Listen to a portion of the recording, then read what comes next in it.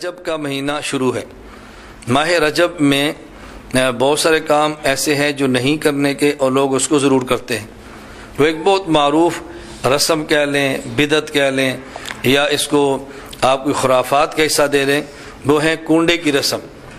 کنڈے کی رسم 22 رجب کو بہت سارے لوگ جن کے پاس علم نہیں ہے لیکن دین سے محبت ہے، دین کی درد ہے، وہ لوگ کسی کو دیکھا دیکھی سازش کا شکار ہو کے کم فہمی کی بنیاد پہ کنڈے کی رسم کے اندر شریک ہو جاتے ہیں۔ اور جو لوگ کنڈے کی رسم ادا کرتے ہیں تو ان نے یہ تاثر دیا ہے کہ یہ کنڈے حضرت امام جعفر صادق کے کنڈے ہیں، حالانکہ ان کنڈوں کی رسم کا حضرت امام جعفر صادق سے دور کا بھی تعلق نہیں۔ اس کی وجہ یہ ہے امام جعفر صادق کی پیدائش ہے رمضان سن 80 یا 83 ہجری، اور آپ کی پیدائش ہے شوال 148 ہجری۔ تو رجب میں نہ ان کی پیدائش ہے اور نہ ہی رجب میں ان کی وفات ہے، تو 22 رجب کے معاملے کا ان سے دور کا بھی تعلق نہیں ہے۔ حضرت امیر معاویہ رضی اللہ تعالیٰ عنہ کی جو وفات ہے وہ ہے 22 رجب سن 60 ہجری، تو حضرت امیر معاویہ رضی اللہ تعالیٰ عنہ کی وفات رجب سن 60 ہجری کو ہے۔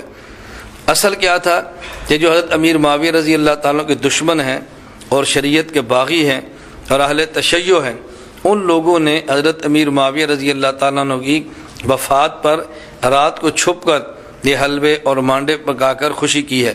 اہل و سنت کا زور تھی، طاقت تھا، اتنی ہمت نہیں تھی کہ اہل و سنت کے سامنے اعلانیہ طور پہ امیر معاویہ رضی اللہ تعالیٰ کی وفات پر خوشی بنائی۔ اس لیے خوشی بنائی لیکن چھپ چھپ کے بنائی۔ اسی وجہ سے شاید آپ کے بھی علم میں ہو، ایک عرصہ تک یہ رسم رات کو ادا کی جاتی رہی۔ لوگ کہتے تھے کہ کنڈے صبح فجر کی اذان سے پہلے پہلے پکانے اور کھانے ضروری ہیں۔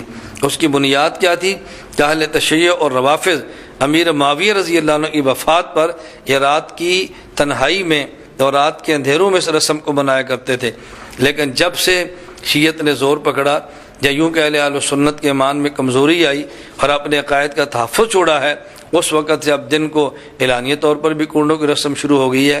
اللہ رب العزت ہمیں صحابہ کرام رضی اللہ عنہ مجمعین سے محبت کرنے کی توفیق عطا فرمائے اور ہر ایسا عمل ادا کرنے کی توفیق دے جس سے امیر معاویہ رضی اللہ تعالیٰ عنہ اور دیگر صحابہ کرام سے محبت کا ثبوت ہو، اور ہر ایسے عمل سے بچنے کی کوشش کریں کہ جو ان سے دوری کا سبب بنے یا تاثر یہ پیدا ہو کہ صحابہ کرام سے محبت کرنے والے نہیں۔ اللہ ہمیں صحابہ کرام کے نقش قدم پر چلنے کی توفیق عطا فرمائے۔ رضی اللہ عنہم ورضوا عنہ۔